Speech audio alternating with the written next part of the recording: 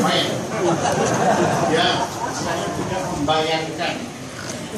Saya sebetulnya datang ke sini mau bertemu beliau sendirian. Tapi ternyata ada lautan putih di sini. Ini adalah kebanggaan dan kehormatan untuk saya. Benar-benar tepuk tangan untuk Anda, tapi benar tadi. Sorry ya, katanya ya saya tidak seperti beliau dalam bicara dengan mikrofon. Ya, dari masih banyak belajar saya. Nah, saya terus terang dibantu oleh pemberitaan di media massa. Apa memang ada suatu lembaga yang sedemikian jahatnya, yang demikian ya jahat, pokoknya jahat, begitu penuh dengan kekerasan, seperti yang diceritakan itu aja. Nah, entah kenapa pada suatu hari seperti pagi ini juga Yang Maha Kuasa menggerakkan sanubari saya waktu itu untuk ketemu beliau. Waktu sebelum ketemu beliau kesan angker bukan baik. Ya, sebelum ketemu di sana di sekretariat itu, ya saya sudah dicegah oleh sekretarisnya. Dia bilang, mau apa? Mau mereka yang kami enggak. Tidak sekasar itu, Bapak sekali santun dari Bapak mau apa? Yang saya ingin berjumpa dengan Bapak Habib Rizik untuk mohon perkenan beliau. Saya punya acara di televisi, nanti lagi akan diadakan, itu Jaya Sebrana Show. Ini Jaya Sebrana Show ini adalah satu talk show yang ratingnya sempat tertinggi dalam sejarah publik Indonesia. Waktu itu yang ditampilkan belum, tampilkan lebih tinggi lagi. Yang ditampilkan itu adalah Gus Dur. Ya, waktu itu. Ya, karena Gus Dur masyarakat kami. Ya, nah, kemudian waktu itu saya bilang, tapi langsung dijawab, waduh, Pak, Habib Rizik itu sudah enggan atau sudah jerah memberi wawancara kepada satu televisi manapun, karena selalu kalau di wawancara itu dipelintir, diputar balik, dipotong-potong, ya kalau perlu diedit, kalau perlu didubbing, ya, ya jadi pokoknya dengan segala akal muslihat itu yang baiknya ini dan Habib Rizik tentu ini harus jelek, nggak boleh tidak jelek, hukumnya wajib jelek. Kemudian anunya maka Habibnya pantas saja Habib Rizik jelas. Jadi saya yakin Habib Rizik tidak akan mau diwawancara. Tapi entah kenapa saya nekat saja walaupun tidak diwawancara, saya mau berjumpa. Saya mau ketemu makhluk ini apa bukan? Ya, apakah benar demikian mengerikannya sampai waduh seluruh dunia ketakutan semua? Sampai saya ke Amerika, saya itu kan yang diberitakan saya yakin Amerika pasti pasti. Nah, karena ini dianggap lembaga yang membahayakan dunia. Pokoknya begitu kan? Nah, kemudian akhirnya berkat doa, nah saya diterima, ya, diterima oleh beliau. Dan kemudian dari sekretariat bilang, loh, saya pikir gimana? Aku ternyata rumah beliau dekat sekali. Nah, kemudian datang, nah betul juga. Saya sama sekali tidak melihat makhluk yang menakutkan. Ya, makhluk yang simpatik ya, bukan saya bicara ini bukan ibadah. Ya, saya ini memang artinya memang itu keyakinan saya. Dan untuk betul saya kemudian berdiskusi, saya kagum sekali. Kecerdasannya luar biasa. Ya, betul, Masya Allah gitu ya, banyak. Masya Allah. Diajak ngomong apapun itu bisa jawab. Ya. Padahal biasanya kalau orang saya tanya itu banyak yang nggak bisa jawab. Bahkan sebelum saya tanya pun beliau sudah jawab. Karena beliau sudah tahu lah ini maknanya apa sebetulnya. Ya, tadi yang diutarakan beliau. Nah, makanya tadi pagi ini entah kenapa saya ini ada sesuatu yang menggerakkan saya harus ketemu Habib Rizik. Karena sebetulnya kita ada appointment untuk, tapi beliau sibuk sekali. Ya, anunya dari waktu itu appointment untuk wawancaranya ditunda. Nah, tapi hari ini nggak tahu terus padahal driver saya cuti semua.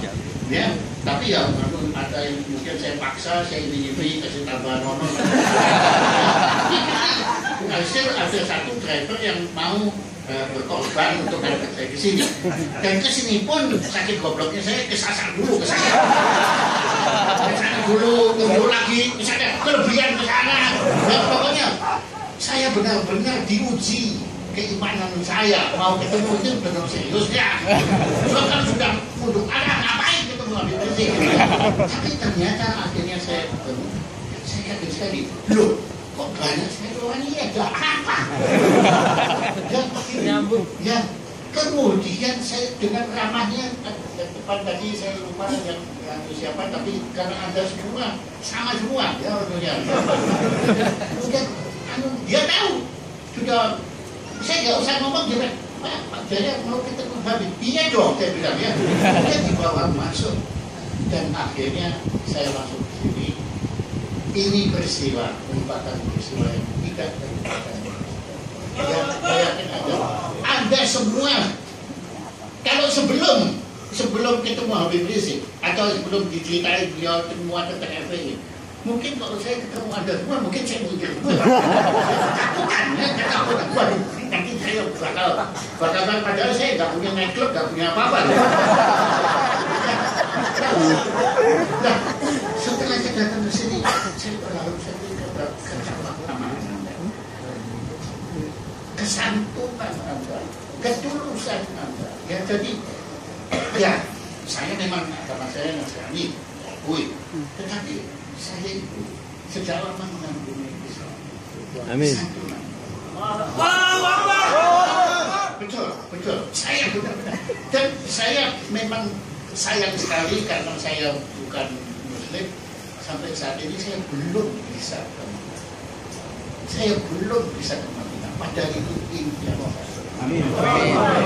Nah, tapi saya sudah beruntung bisa ke daerah pinggirannya, ya dari UAE, Dubai dan mereka Syria, ya teman-teman kita yang sedang mengalami percobaan ke sana. Nah, kemudian Yordania, ya kemudian Mesir, ya semua negara-negara Islam ini termasuk India. India sebagian kan Muslim. Saya tepatnya saya belum pergi ke India.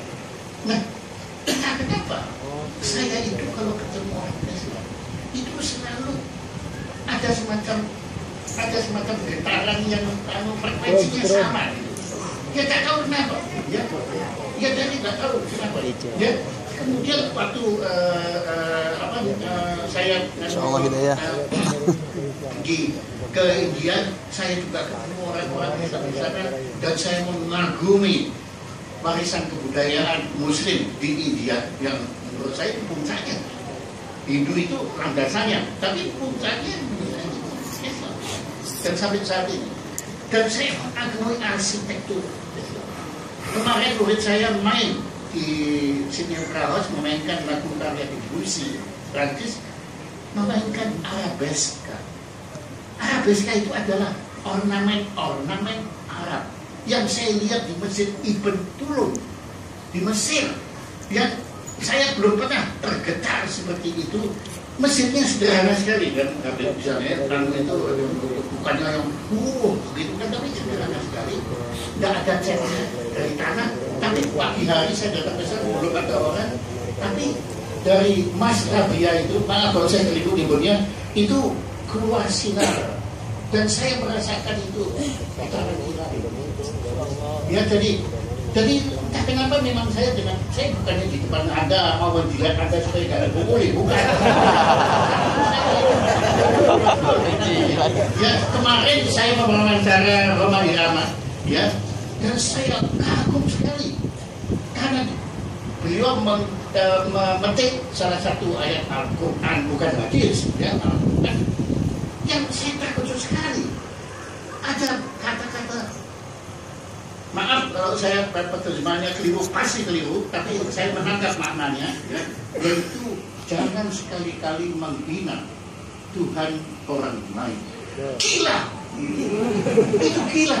Ya, menurut saya, ya dengan segala hormat, ya kalau agama saya, gua nggak mau. Ya, yang kita akui ya, yang banyak kita sendiri, yang lain itu nggak ada, bukan. Dan itu saya nggak pernah begini. Masuk sosiologi, saya tahu menurut teori Kristen, ke surga hanya orang yang percaya pada Yesus.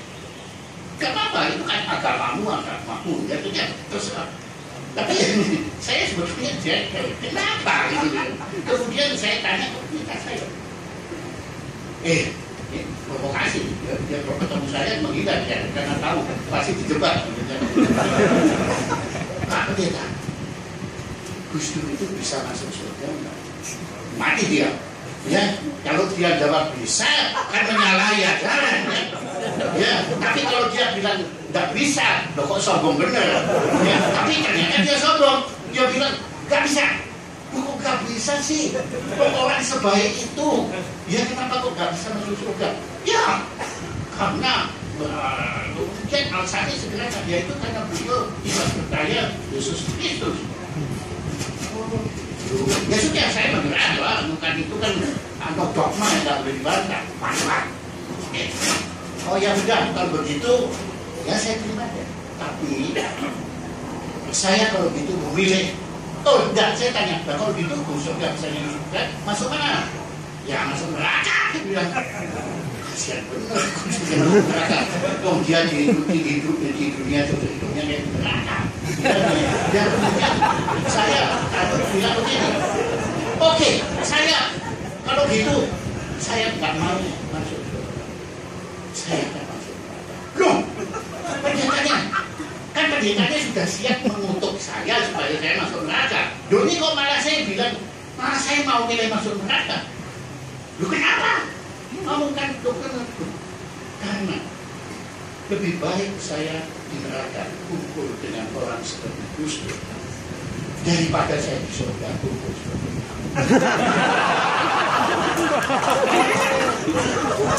Dia nggak bisa ngomong apa-apa. Dia mau mengutuk saya, jawabin saya masuk neraka. Tapi di sini perkataan tadi yang itu di Al-Quran. Ya maaf ya, saya nggak bisa. Ya, walaupun kemarin diucapkan oleh siapa? Kemarin dan kemarin dia nyanyi. Nah, itu kemudian saya betul masa saya bohong. Akhirnya itulah menunjukkan betapa saya memiliki kekaguman. Nah, kekaguman itu yang saya mendorong. Jadi terus terang saya datang ke sini. Saya mohon jadwal baru. Ya, insya Allah ya, lalu saya mohon dibuatkan jadwal. Karena saya kehilangan nomor HP ajudan Anda di depan ini. Jadi saya tidak bisa kontak. Tapi Habib, saya benar-benar sangat mendapatkan. Karena masyarakat berhak tahu apa sebenarnya. Ya, saya bukan membela PBB, bukan. Tapi saya memberi kesempatan kepada PBB. Dari tadi kan Pak Habib kan sudah marah-marah karena kan tidak pernah untuk cerita di dunia. Nah, kebetulan saya punya siaran saya di TV yang punya hak prerogatif, itu saya jamin di situ. Kalau kata Habib sengaja ngomong semua dengan ini sesuai dengan. Tapi biasanya sebetulnya sudah bicara. Dan itulah latar belakang saya. Maaf sekali saya jadi mengganggu pada semua. Ya, jadi tapi betul-betul saya ini sekarang itu buku Anda saya letakkan di meja tulis saya. Ya, buku beliau, ya, dalam bahasa Indonesia, misalnya. Saya letakkan dan itu saya betul-betul yang saya buka jadi menjadi inspirasi. di samping Al-Quran itu saya coba belajar sendiri. Guru saya sebetulnya dulu Gus Dur dan dulu Polis Majid. Cuma saya juga kami sudah tinggal dunia. Saya rencananya sebagai penggantinya ya Habib Rizik.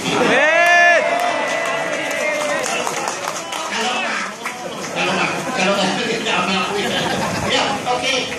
Sekali lagi saya ucapkan terima kasih dan ucapkan ternyata sudah mengerti benar misi visi perjuangan Anda. Terus ada perjuangan. Ya karena memang kalau nggak ada orang-orang seperti Anda ini difasilkan pelan-pelan tanpa kita sadar siang dulu akan menguasai. Demikian saya mohon maaf sekali lagi atas apa yang saya ucapkan, dan kalau ada ucapan yang tidak berkenan pasti ada lokasi ya. Saya mohon maaf ya. Dan tapi kalau Anda tidak mau beri maaf tidak apa-apa. Saya yakin Yang Maha Kuasa akan memaafkan. Terima kasih ya hidup FPI. Terima kasih banyak kepada Bapak Yaya Suprana yang telah menyampaikan pesan dan kesannya. Mudah-mudahan hubungan ini akan terus berjalan baik. Kita bisa sharing informasi dan mudah-mudahan ini juga jadi pelajaran untuk semua kader-kader FPI ke depan agar jangan pernah menutup pintu dialog. Setuju? Siap dialog? Siap dialog? Junjung tinggi dialog musyawarah. Karena dalam dialog dan musyawarah kita bisa saling memahami, insya Allah. Baik, selanjutnya akan ditutup oleh Ketua Umum DPP FPI yang baru, yaitu Habib Hussein bin Ahmad Al-Attas. Hanya saya mau umumkan dulu, tolong nanti selesai pengajian ini bagi para ustadz, pengurus FPI dan tamu-tamu kita, tolong jangan pulang dulu, silakan masuk ke rumah saya, ada makan siang sekedarnya. Nah, tapi kalau yang lain di sini biasa, kita sudah banyak ada makanan-makanan yang lain. Silakan untuk dicicipi dan doakan mereka-mereka yang membantunya supaya diberkahi oleh Allah Subhanahu wa taala. Nah, itu yang saya mau sampaikan. Jadi terima kasih kepada semua. Silakan Habib Hussein menyampaikan ulasannya sekaligus penutup.